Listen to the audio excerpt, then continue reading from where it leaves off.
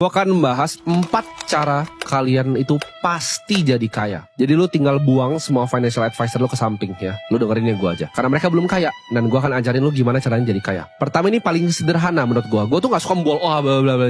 Gue akan kasih yang praktek aja. Kalian bisa lakuin secara praktek. Yang satu itu adalah mainin game pembesaran ya income.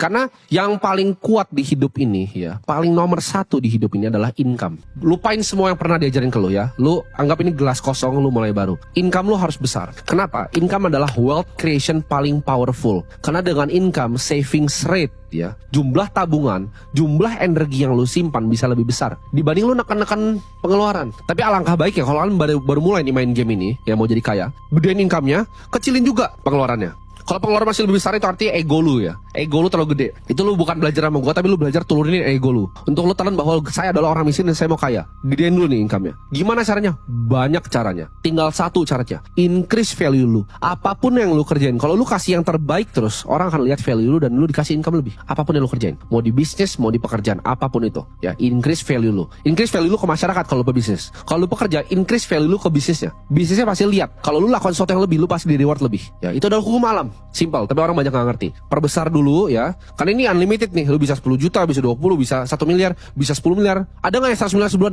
Ada. Ya, gue tahu orang yang bikin 100 miliar sebulan income-nya. Nah, jadi ini bisa digedein sampai unlimited. Pengeluarannya tekan dulu ya. Kalau bisa 2 juta, 2 juta, 3 juta, 3 juta. Sisanya simpan. Itu aturan pertama dari permainan energi. Yaitu lu harus bisa untuk menyimpan energi. Karena uang itu adalah energi ya. Uang sama dengan energi, kita harus belajar untuk menyimpan energi ya. Bikin energi. Nah, caranya gimana? Biar gak tergerus nih. Satu, ini masih masuk poin ke satu ya. Jadi misalnya 1A gitu ya. Karena ini video tanpa skrip ini dari otak gua. 1A itu adalah ini. Hindari segala macam hutang. Apapun tuh hindarin. Mau keluarga lu ajarin KPR, lu buang jauh-jauh. Semua ajaran financial advisor tentang hutang itu salah. Hidup itu nggak boleh berhutang. Kenapa? Karena hutang itu ambil kekuatan paling kuat kalian, yaitu tadi savings rate. Karena itu bisa dipakai untuk bikin yang nanti kedua dan ketiga dan keempat. Mulai dari fondasi pertama. Ini nggak boleh di skip. Aturan ini nggak boleh di skip. Karena kita step by step ya. Satu itu tadi, conserve energinya, simpan energinya ya. Mau keluarga kalian bilang ini biarin ya. Lu miskin dan gua nggak mau dengerin, gituin aja. Gak apa-apa kalian dikatain, biarin ya. Karena itu yang gue lakukan. Pas gue udah punya duit sedikit, kenapa nggak beli ini? Kenapa nggak beli? Nggak mau beli mas, nggak. Karena gue tahu cara mainin gamenya dan gue udah punya game plan-nya dan udah rapi. Dan ini gue share nih game plan yang gue punya dulu ke kalian. Kalian build dulu tuh. Jangan punya hutang, jangan pernah ngambil KPR, jangan pernah ambil KKB. Lu belum bisa beli cash, lu nggak mampu artinya. Sesimpel itu. Apakah salah ngekos? Apakah salah kontrak? Enggak ya. Gue bisa bantah semua financial advisor miskin kalian. Gak ada salahnya dengan ngekos, gak ada salahnya dengan nyewa. Kenapa? Karena yield di Indonesia itu kecil banget ya. Jangan samain sama di New York, yieldnya 6,5%. Yield under 5% dari harga total barangnya itu kalian harus pakai justru ya. Kesempatan untuk sewa. Apakah ini nggak dilakukan sama orang kaya? Gue kenal teman gue yang luar biasa kaya, luar biasa kaya. Dia bahkan udah punya rumah asli di Menteng ya, rumahnya besar sekali di Menteng. Tapi dia tinggal di mana? Di Bali. Dan apakah dia beli properti di Bali? Tidak. Dia villa hopping, setiap 3 bulan pindah villa. Ya super mahal villanya. Tapi dia pun nggak beli villanya. Hanya menurut dia bosan. Apakah salah lakukan itu? Enggak ya. Jadi nggak ada salahnya dengan ngekos. Lebih baik kalian ngekos, kalian telan ego ya, mau dikatain teman kalian, nggak usah, biarin aja. Dibanding kalian udah terlanjur masuk cicilan, kalian masuk ke perangkap hutang yang kalian nggak bisa keluar selama 20 tahun. Itu ngegrogotin saving rate ya. Energi lu kasih ke bank, lu lemparin ke bank. 5 tahun pertama lu bayarin cicilan, energi lu hilang. Jangan pernah hilangin energinya. Di conserve. Sewa itu bukan buang-buang duit. Nah, yang pertama itu dulu. Itu udah kuat, udah pakem ya, lu udah save uangnya. Next step ya. Next step ada bikin fondasi.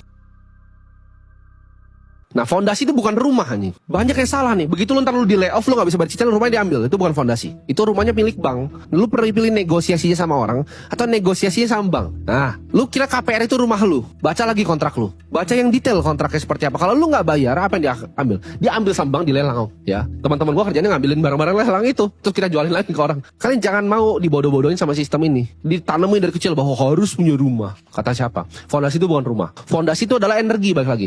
Nah, energi itu formatnya bisa berubah ke mobil, bisa berubah ke rumah. Tapi kalau lu rubah ke rumah, di saat lu butuh energinya, lu mesti mortgage balik kan, lu tarik lagi, itu cicil lagi keluar. Itu nggak bagus. Atau lu jual pun pasti turun value properti lu ya, percaya nggak? Apalagi lu yang beli rumah 1 miliar, 2 miliar, pasti turun. Bayar biaya agent lagi 2%, pajak segala macam, turun ya. Energi itu harus liquid. Jadi gimana caranya kita lakukan itu? Nah, ini kalian bisa lakukan dengan berbagai macam cara. Bisa bahkan cuma sesimpel stay cash. Banyak ngajarin, dana darurat ya kan 3 bulan. Enggak ya. Yang kalian perlu lakukan adalah adalah kalian bikin fondasi yang luar biasa panjang. Bisa 2 tahun, bisa 3 tahun, bisa 5 tahun dibanding beli rumah. Punya fondasi ini ya. Jadi belajar untuk save energi, conserve energi ya. Energinya lalu disisihin ke dalam fondasi ini. Ini baru rumah asli lu, rumah finansial lu di atas ya. Lu begitu udah punya bantalan, misalnya lu punya uang 1 miliar sebagai bantalan, itu enak kan rasanya. Lu mau ngapa-ngapain enak rasanya, udah gampang ya. Ini terserah, lu mau taruh di surat hutang dimanapun terserah. Itu preferensi lu. Gua gak akan kasih saran lu misalnya mau masuk money market atau mana, itu terserah lu. Stay cash juga boleh.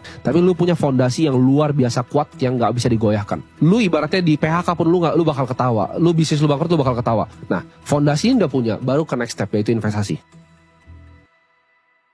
Orang suka skip step kedua ini ya. Dari 1 dia nggak ngerti cara cari income, dia ngutang KPR, dia hilangin saving rate-nya, energinya dibuang-buang ke bank, dia nyampe sini, dia langsung lompat tuh. Udah energi dibuang ke bank, dia langsung lompat ke yang nomor 3. Itu mampus langsung lu. Langsung mampus. Lu udah KPR, lu langsung investasi, itu mampus langsung. Lu pasti akan berantakan. 1 drawdown dari market, hidup lu berantakan. Jadi lu bikin dulu fondasi yang luar biasa kuat ini, baru lu lompat ke yang nomor 3. Nah, fondasi ini, berapapun angka yang di kepala kalian, oh misalkan mikir, kayaknya gua ada 5 juta aman. Enggak, lu adjust sama inflasi ya. Jadi yang lu lakukan adalah angka berapapun yang lu mikir tadinya aman, yang luar biasa besar itu di kepala lu, misalnya 5 juta, 1 miliar, 10 miliar, kali 2 angkanya. Baru itu fondasi lu. Next baru investasi. Lu udah belajar nih untuk nyimpan energi untuk diri lu sendiri, baru lu salurkan energinya untuk dapetin energi baru. Jadi investasi adalah bikin energi lu bekerja untuk energi yang lain. Itu menyalurkan. Kalau lu aja sendiri belum punya banyak, gimana caranya lu salurin ya? Makanya financial advisor tuh semuanya miskin, mereka nggak ngerti ini, nggak pernah jadi kaya soalnya ya. Mereka nggak pernah lihat aset ratusan miliar. Cara bikin aset ratusan miliar tuh seperti ini ya. Simpan dulu, conserve,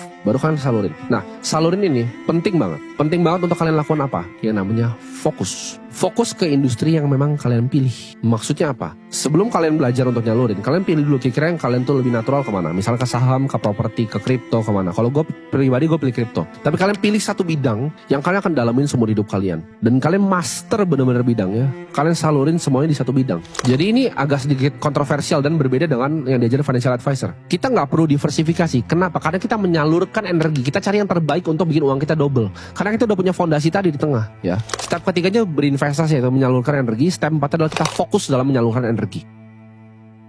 Ya, belajar simpan energi, belajar bikin fondasi kokoh tentang energi, belajar menyalurkan energi, dan belajar gimana cara menyalurkan energinya. Itu 4 step ya, itu udah pasti jadi kaya. Jadi mau yang investasi ini naik turun kiri kanan juga terbalik, kalian nggak peduli. Kalian bisa ambil drawdown 50% karena kalian punya fondasi yang sangat kokoh yang bisa biayain hidup kalian kapanpun. Ini akan otak kalian akan berbeda nanti. Begitu kalian nyalurin jadi gampang. Nah, ini gamenya konglomerat. Mereka selalu punya reserve ya. Mereka selalu punya reserve. Nah, begitu kalian masuk ke game yang terakhir, nah kalian tinggal pilih. Kalian mau masuk di game yang mana dan fokus, jangan diversifikasi ya. Resiko lu udah di offset sama yang fondasi. Lu nggak perlu diversifikasi di investasi.